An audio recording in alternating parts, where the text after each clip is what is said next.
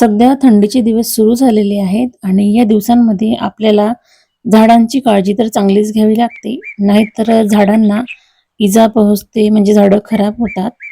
तर मी झाडांची काळजी कशी घेते आणि आपण ज्या कुंड्या आणतो मातीची किंवा प्लास्टिकची किंवा सिमेंटची, तर आपण कोणती कुंडी वापरू शकतो अशी बरीचशी माहिती आजच्या या व्हिडिओमध्ये आपण बघणार आहोत. नमस्कार, आपल्या चॅनलमध्ये सगळ्यांचे मनापासून खूप खूप स्वागत आहे. रामकृष्ण हरी माऊली. तर बघा, आपल्या गार्डनमध्ये आपण अशी बरीचशी झाडं झुडपं लावत असतो. त्यामध्ये काही फुलझाडं असतात, काही फळझाडं असतात, काही पालेभाज्या असतात. गार्डन अगदी मोठं असेल तर असे अनेक प्रकारची झाडं आपण लावत असतो. परंतु त्यांची काळजी आपण घेतो का, तर ती कशी घ्यावी, त्याचबरोबर आपण कोणत्या कुंड्या वापराव्या, कारण हे सुद्धा गरजेचं आहे बरं का. तर का शेणखताचा वापर मी जास्त करत असते.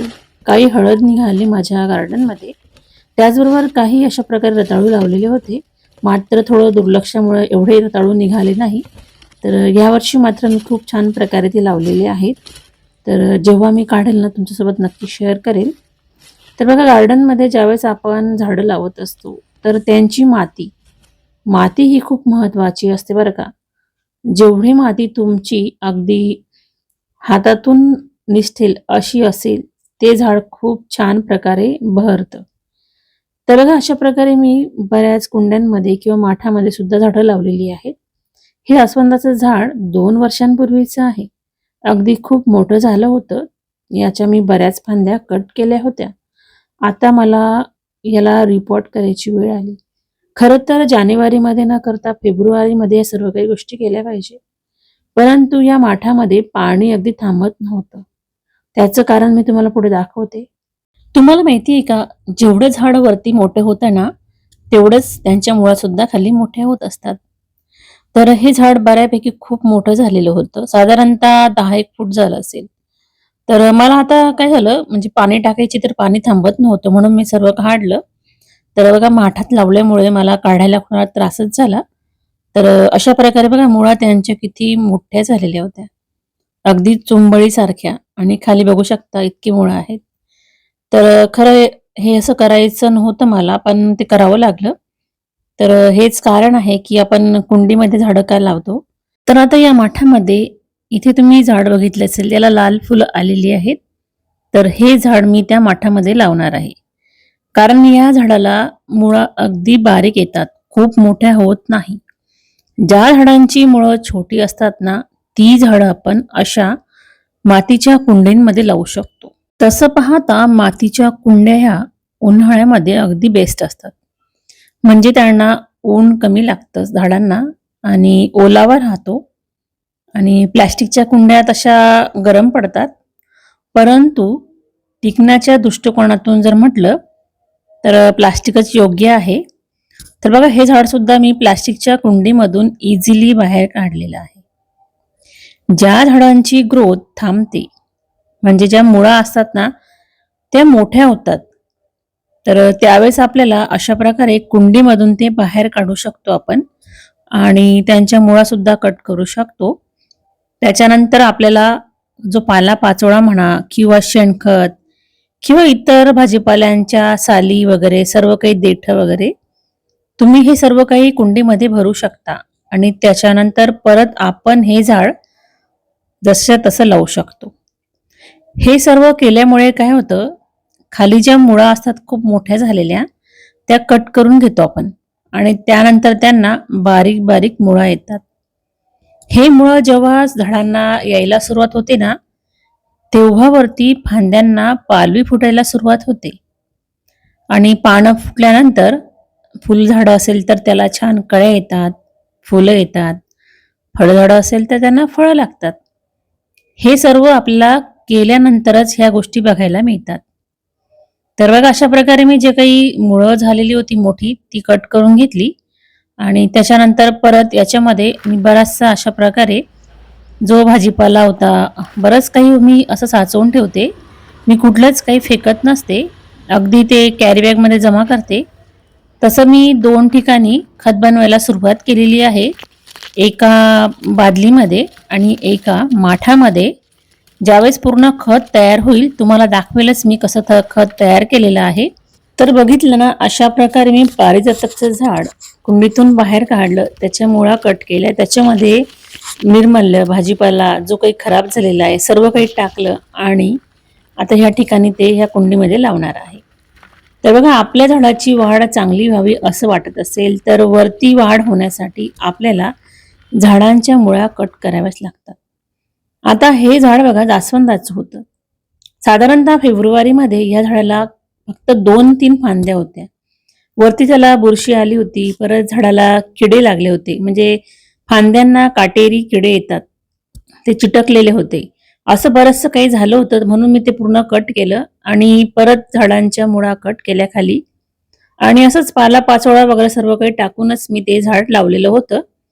आणि त्याच्यानंतर तुम्ही बघू शकता अशा प्रकारे त्याला भरपूर खाली मुळं आलेली आहेत. पांढऱ्या जे दिसतायत ना, हे सर्व मुळं आहेत त्याची. आणि त्याच्यामुळेच ह्या झाडाची ग्रोथ खूप छान झाली. झाड खूप मोठं झालं, त्याला भरपूर फुलं येत होती आणि आहेत सुद्धा बरं का. परंतु आता मी काय केलं, म्हटलं आता याला सुद्धा तसंच करूया परत. म्हणून मी ह्या सर्व ज्या मुळा लागलेल्या होत्यात ना, त्या सर्व काढून घेतल्या. याच्यामध्ये मी शेंगांची टरफलं सुद्धा टाकलेली आहेत, आपले शेंगदाणे. तर मुंग्या वगैरे काही लागत नाही. आपण काळजी जर नीट घेतली तर. हे सर्व काही करत असताना कुंडींमध्ये कधी-कधी गोंगलगाया सुद्धा निघतात. तर तुम्ही व्हिडिओमध्ये आधी बघितलं असेल, मी ते काढलेल्या आहेत.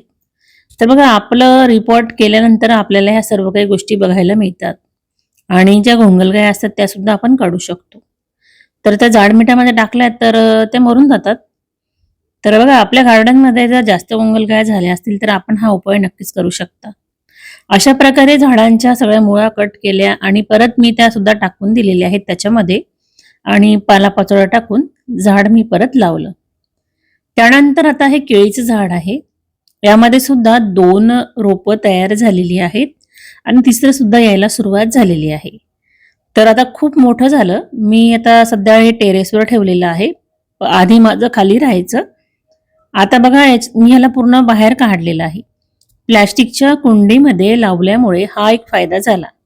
हे जर मी मातीच्या कुंडीत जर लावलं असतं, तर मला हे काढता आलं नसतं. कारण ज्यावेळेस आपण खाली कुंडी पाळतो ना, तर खाली पडल्यानंतर प्लास्टिकमधून ती इझिली बाहेर निघतं आणि मातीचं जर असेल तर कुंडी फुटायची भीती असते आणि ते पूर्णतः निघत नाही. म्हणून मी शक्यतो जास्त करून प्लास्टिकच्या कुंड्याच वापरते. कारण झाडांना फुलं वगैरे आपल्याला पानं चांगली हवी असेल तर आपल्याला कुंडीतून बाहेर झाड काढून त्यांच्या मुळा कट करून त्यांच्यामध्ये खत वगैरे टाकून ह्या सर्व काही गोष्टी करू शकतो आपण. हे सर्व कधी करतो, जेव्हा आपल्या झाडं खूप मोठे असतील तेव्हा. तर चला, आता झाडांचं तर झालं. आता घरात मी आलेली आहे. तर नवीन शेगडी घेतलेली आहे इलेक्ट्रिकची. तर मी पहिल्यांदाच वापर करते आहे. सुरुवातीला जेव्हा आणली तेव्हा मला थोडं असं म्हणजे भीती वाटत होती. कारण आपल्याला व्हिडिओमध्ये आपण बघितलं तर व्हिडिओमध्ये काही सांगितलेलं असतं किंवा आपण त्याचा जर रिव्ह्यूज बघितला तर आपल्याला समजतं. तर मी ज्यावेळेस मसाला वगैरे भाजायला घेतला अशा प्रकारे, तर तो छान भाजला जातो आणि अगदी म्हणजे जळतही नाही, लवकर भाजला जातो. तुम्ही कुठलंही घ्या, पाणी गरम करायला ठेवलं ते सुद्धा लवकर तापून जातं. तर आज स्वयंपाक बनवायचं म्हटलं तर शेगडीवरच बनवूया. एखादी नवीन वस्तू आपण आपल्या घरी आणल्यानंतर तो आनंद काही वेगळाच असतो. तसं पाहता ही शेगडी बऱ्याच दिवसांपूर्वी आणली होती, परंतु आज त्याचा मुहूर्त लागला. तर अशा प्रकारे वाटांमध्ये काजू, थोडी कोथिंबीर, टोमॅटो, अद्रक, लसूण हे सर्व काही टाकून बारीक पेस्ट तयार केली. जिरं मोहरीची फोडणी दिली. ज्यावेळेस मी ही शेगडी सुरू करते ना, तर अगदी हाय याच्यावर ठेवते.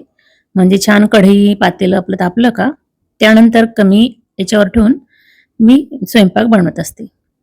तर याच्यावर आपण म्हणतो की अगदी सपाटच भांडे पाहिजे, तसं काही नाही. ज्यावेळेस तुम्ही स्वयंपाक बनवताना सुरुवातीला अगदी हाय फ्लोवर ठेवा. आपलं भांडं छान तापलं का, आपण ज्यावेळेस स्वयंपाक करायला सुरुवात करतो, तर कमी ठेवायचं आणि कमी याच्यावर ठेवल्यानंतर त्याला काहीच होत नाही. कारण मी आता जवळ बरेचसे भांडे याच्यावर वापरत आहे. दूध तापवण्यापासून बऱ्याचशा गोष्टी करत आहे. तर अशा प्रकारे छान पापड सुद्धा खूप भाजले मी याच्यावर. तर बघा, गॅसवर न भाजता आपण शेगडीवर पापड अगदी इझिली भाजू शकतो आणि बघा आपल्याला हानिकारक सुद्धा नाही. तर हा एक फायदा आहे आपल्या इलेक्ट्रिक शेगडीचा. आणि भाकरी सुद्धा आपण करतो ना तव्यावर, तव्यावर दोनदा परतवल्यानंतर आपण डायरेक्ट याच्यावर भाजू शकतो आणि अगदी एकसारखी छान भाजली जाते. तुम्ही पापड बघितला असेल, पापड कुठे जळत नाही, अगदी छान भाजला जातो. तर म्हणूनच ही सगळी खूप छान वाटली. सुरुवातीला वाटलं थोडंसं अवघड, की म्हणजे कशी आहे आणि कशी नाही आपल्याला माहीत नसतं. तर मी वापरायला सुद्धा घाबरत होते. परंतु आता छान वापर केला मी त्या शेगडीचा. तर आज होता मंगळवार आणि मंगळवारी चतुर्थी होती. तर गॅसचं पूजन, शेगडीचं पूजन. मागील दिवसांमध्ये थोडा प्रॉब्लेम आला आला महिन्याला. तर आपण पौर्णिमा तिथी जी असते, आता शाकंभरी पौर्णिमा सुद्धा गेली. तर मला बऱ्याचशा पूजा काही करता आल्या नाही. तर आजचा दिवस खूप छान होता. तर अशा प्रकारे गॅसची शेगडीची पूजा वगैरे केली आणि थोडं फराळाला सुरुवात केली. वर्षाची चतुर्थी पहिली. जसं नवीन वर्ष सुरू झालं तर अनेक सण यायला सुरुवात होते. वर्षानुवर्ष प्रत्येक सण आपण साजरा करत असतो. बाप्पांची ही चतुर्थी, संकष्ट चतुर्थी आणि त्यामध्ये आलेली मंगळी. तर याला अनन्य असं साधारण महत्व असतं. मिस्टरांनी सुद्धा उपवास केला. त्यामध्ये त्यांना फराळ देण्यासाठी अशा प्रकारे शेंगदाणे भाजायला ठेवली. त्यानंतर आली मी फुलं तोडण्यासाठी टेरेसवर आणि काही दुवा सुद्धा तोडायच्या होत्या.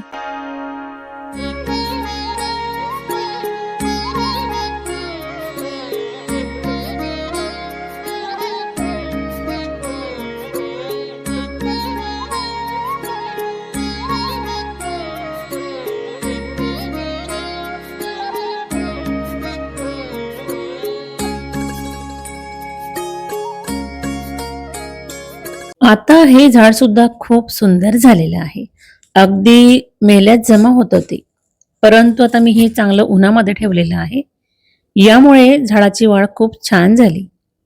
बरीचशी झाडं अशी असतात की त्यांना उन्हाचीच गरज असते.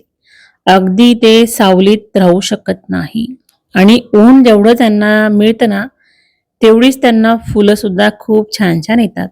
त्यामध्ये गुलाब, जास्वंद, शेवंती, कण्हेर ही जी फुलं झाडं आहेत ना, ही जास्त करून उन्हामध्येच चांगली फुलं देतात. तर बघा अशा प्रकारे दुर्वा लावलेल्या होत्या. तर काही दिवसांपूर्वी त्या कट केल्या आणि परत थोडे म्हणजे वरती उगलेले आहेत. परंतु आता या मातीमधील कस कमी झालेला आहे, मातीसुद्धा कमी झालेली आहे, मुळांचं प्रमाण वाढलेलं आहे. त्यामुळे आता फेब्रुवारी महिन्यामध्ये मी याच्यातली माती बदलेल. सध्या तर अजून नाही, सध्या आता राहू देईल. तर आज बघा चतुर्थीची पूजा मी कशा प्रकारे केलेली आहे.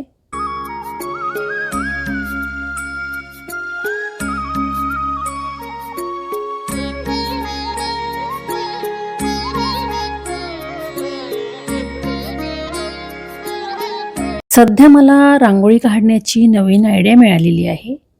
ज्या डब्याने आपण रांगोळी काढतो म्हणजे टाकताना त्या जाळीतून खाली पडते.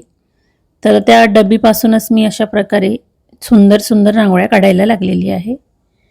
मला जी कुठलीही डिझाईन येते मी ती काढत असते. तर आज बघू शकता अशा प्रकारे छानशी रांगोळी काढून झालेली आहे. कमी वेळामध्ये आणि अगदी लवकरात लवकर आपण ही रांगोळी काढू शकतो. तुमच्याकडे जर ती डब्बी असेल तर तुम्ही सुद्धा नक्कीच प्रयत्न करा. परंतु एक गोष्ट सांगावीशी वाटते. रांगोळी काढत असताना जागा थोडी खरबडीत हवी. अगदी प्लेन जागेत थोडी शक्यता कमी असते. तर आज बघा मोदक बनवायचे होते. तर गूळ आणि तिळापासून तर मी कच्चाच गूळ घातलेला आहे आणि तीळ आणि काजू बदाम अशा प्रकारे बारीक करून घेतले आणि ते एकसारखं छान मिक्स केलेलं आहे आणि त्यापासून बनवले अशा प्रकारे मोदक.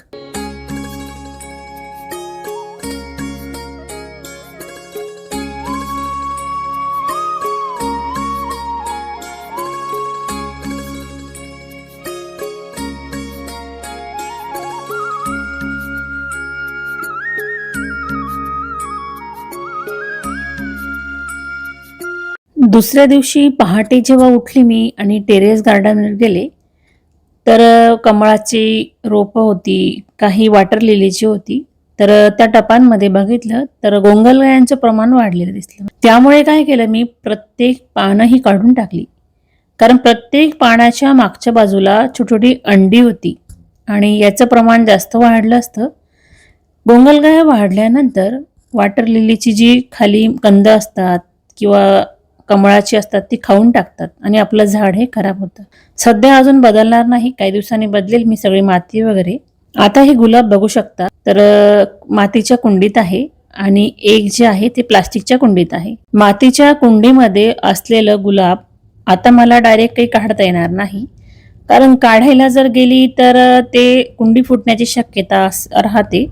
म्हणून मी थोडीच माती काढेल आणि त्याच्यामध्येच खत वगैरे टाकून परत ती कुंडी भरणार आहे अशा प्रकारे.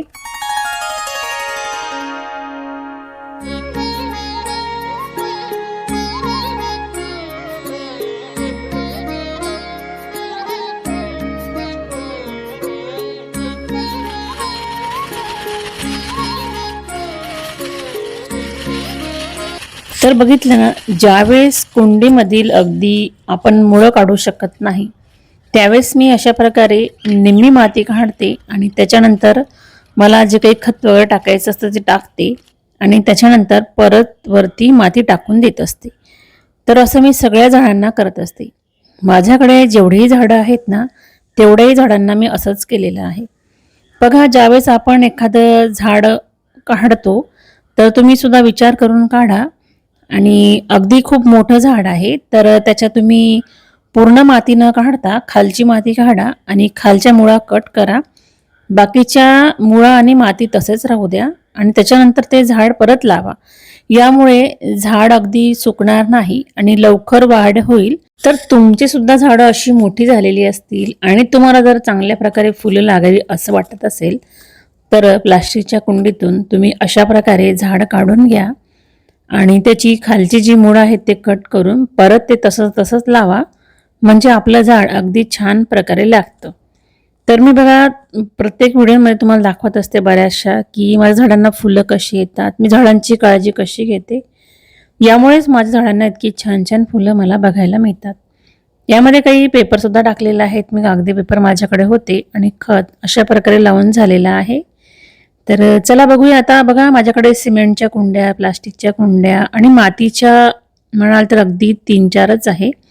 जास्त करून प्लास्टिकचंच प्रमाण जास्त घेतलेलं आहे मी, कारण माझ्याकडे बरीचशी मोठाली झाडं आहेत. मला ती अगदी लवकर काढता येतील आणि त्याच्यामध्ये मुळा कट करून मला खत वगैरे टाकता येतं. आणि ज्या झाडांची अगदी मुळं छोटी आहेत ना तर त्यांना मी तसं करत नाही, परंतु जी मोठी झाडं आहेत ना त्यांना मी परत उपटून लावत असते. म्हणजे तुम्ही माझे व्हिडिओ बघितले असेल मी काय काय करत असते. तर या ठिकाणी रबर प्लांटसुद्धा लावलेला आहे आणि ते सुद्धा मी खरंच मोठ्या माठामध्ये लावलेलं आहे. आता माझ्याकडून ते लावलं गेलं, आता मला ते तर काही काढता येणार नाही, कारण हेच कारण आहे. ज्यावेळेस आपण मातीच्या कुंडीत लावतो ना झाड तर ते आपल्याला लगेच काढू शकत नाही आपण ते, आणि ते तुटतं, खराब होतं किंवा खूप मुळा त्याच्या तुटतात.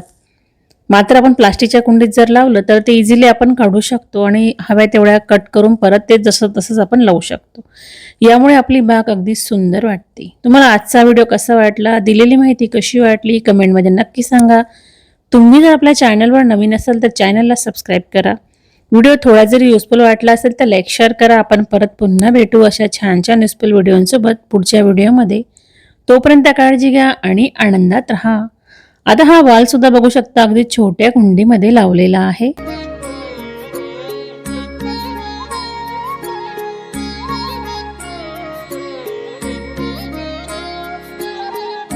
तर बघितली ना माझ्याकडे कितीही मोठाली झाडं आहेत तर त्यांना सुद्धा अगदी छान प्रकारे फुलं येतात आणि त्यांची मी काळजी घेते, म्हणूनच या सर्व काही गोष्टी होत असतात.